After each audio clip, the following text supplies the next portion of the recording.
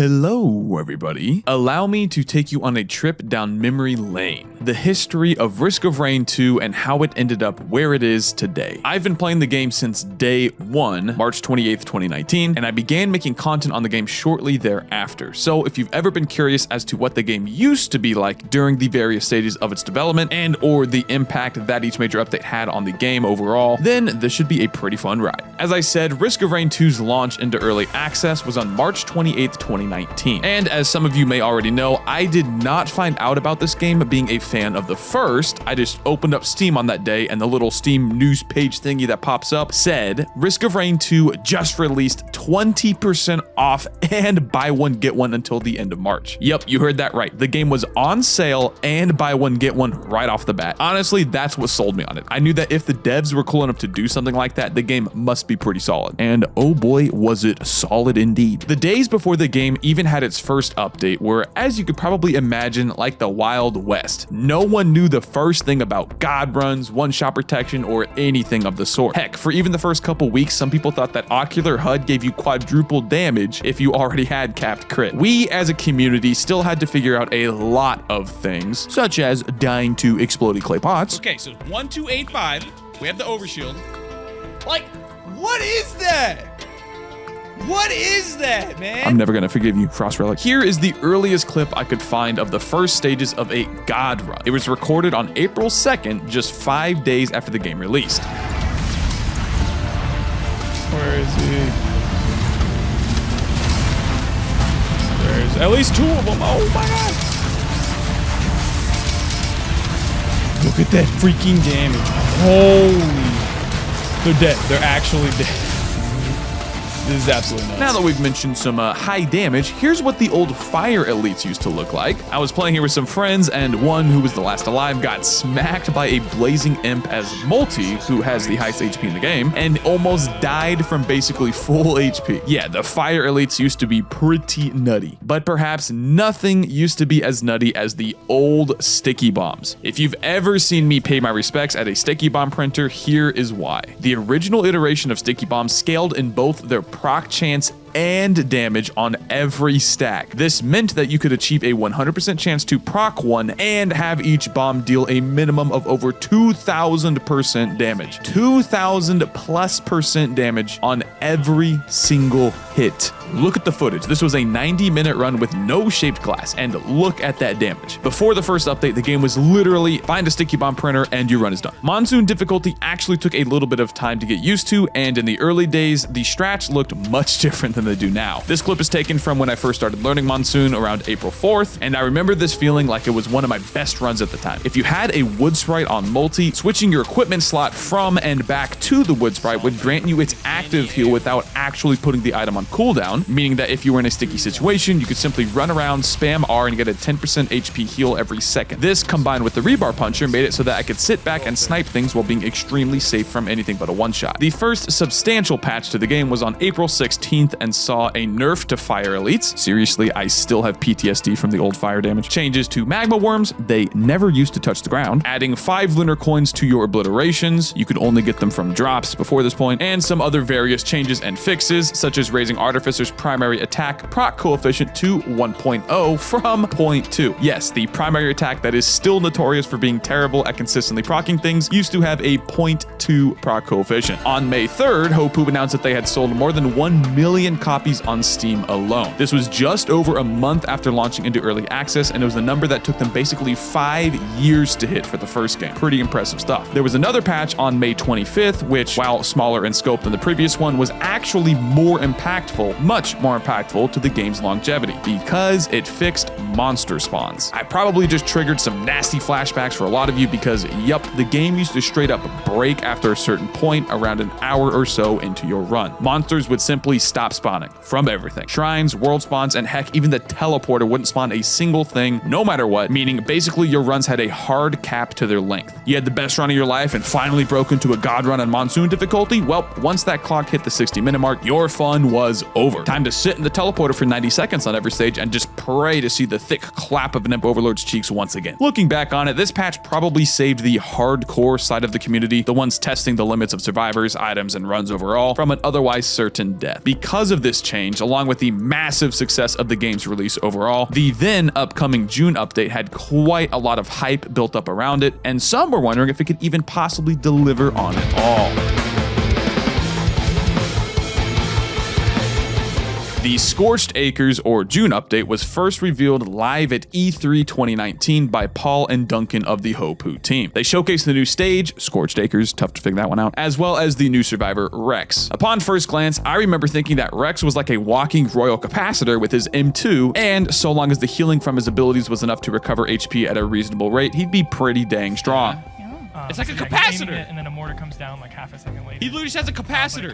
His M2 is capacitor, boys. When the Holy patch fuck. finally dropped on June 25th, Rex was okay. He had absolutely crazy damage, but his healing wasn't quite as much as it needed to be to comfortably maintain a sizable health pool. And as the classic saying went and still goes, if you're playing Rex, prepare to be around half HP all the time. This was especially true on his release because of the lack of loadouts. We didn't have access to the now essential alternate utility, along with the release of Rex and everybody's favorite stage 3 tile set. The June update also introduced the first tier 2 elite Malachites. On release, holy moly, Malachites were insane. They had unparalleled amounts of health and damage relative to anything else that could spawn at the time. Scavengers were not in the game yet, and their effect, the negation of healing, was a huge threat to any survivor, especially the brand spanking new one, who kind of entirely revolved around healing. It's kind of an elite version of an elite. That's cool. It's That's mostly Pog. for players that play for a very long time. That's me.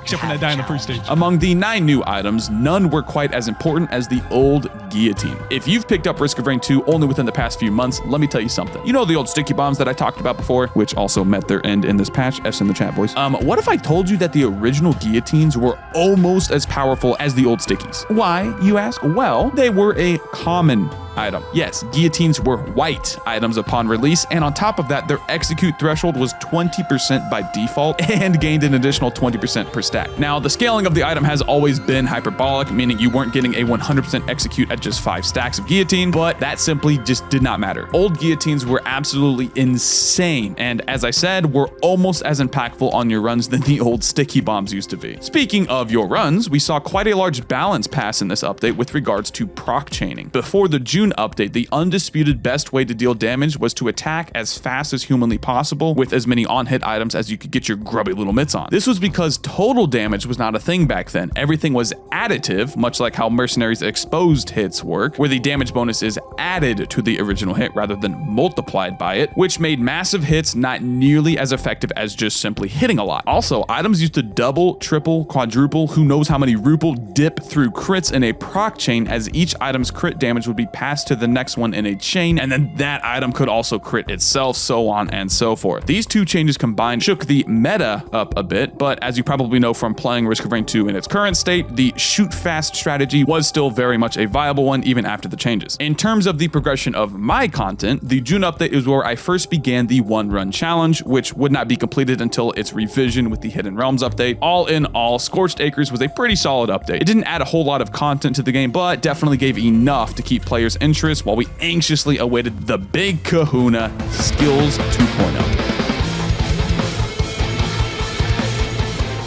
On September 17th, 2019, the Skills 2.0 update went live. It also happened to be on my birthday, yay! It added the Loader as the new Survivor and Siren's Call as the new stage, but most importantly, it added Survivor loadouts and skins. Yeah, it took 6 months for us to be freed from the pains of default loadout commando. By the way, phase round only dealt 200% damage, and suppressive fire didn't fire more shots with more attack speed back then. It's safe to say that the Survivor loadouts were the most impactful addition in this update by far, and the rest of the content was nice, but not game-changing at all. The Alloy Worship Unit was added along with the Celestine Elites, and funny enough, the scaling on Alloy's HP and damage used to be so high that unless you had a literal god run by the time you hit Siren's Call, you skipped the Alloy, period. It would take upwards of 10 minutes, depending on your current items and survivor choice, to take the Alloy down for a single legendary item, and on top of that, you were at great risk of death, so the consensus among the community was to simply ignore the boss. Good times. The biggest change to items in Skills 2.0 was the guillotine, no surprise there, which was numerically left untouched and rather bumped into green tier from white. Despite the change, it was still one of the best items in the entire game due to both the execute threshold being so high and the prevalence of elite monsters and runs, especially the Malachite and Celestines. 3 months later to the day, on December 17th, 2019, the Hidden Realms update was released. Acrid was the new survivor, Titanic Plains and Distant Roost received their alternate variants, and as the update's name may suggest, the 2 Hidden Realms of Void Fields and A Moment Hole were added. 2 big changes occurred during this time. Number 1, Barrier no longer had its own one-shot protection. Yeah, I kind of forgot to mention that interaction beforehand. Whoops. And 2, the Red Whip's effect could no longer be canceled by enemies. Woo! I'm kidding. 2, Rex got buffed. Big time. He was already feeling pretty solid with his fancy new utility from Skills 2.0 that healed him and only had a 2-second cooldown. But the buffs to his primary attack here in Hidden Realms thrust him straight to the tippity top of survivors. Seriously, Rex was absolutely insane on this patch. If you wanted a free win, you played Rex. There were also a ton of little changes and additions, but the main focus of this update was on, surprise, the Hidden Realms, as well as the new scavenger enemies. Also, the Void Fields used to scale while you were in them. Your timer was not paused and the enemies would continually level up and shaft you even harder with teddy bears, crowbars, and such. Yeah, it was painful. Finally, during this update is when I successfully completed the 1-run challenge, which was the hardest and most time-consuming thing I had done in the game up to that point. That's all she wrote, boys. That is all she wrote. We got the Rex done. We got the Warmonger. We got the skin. We got everything. It's done.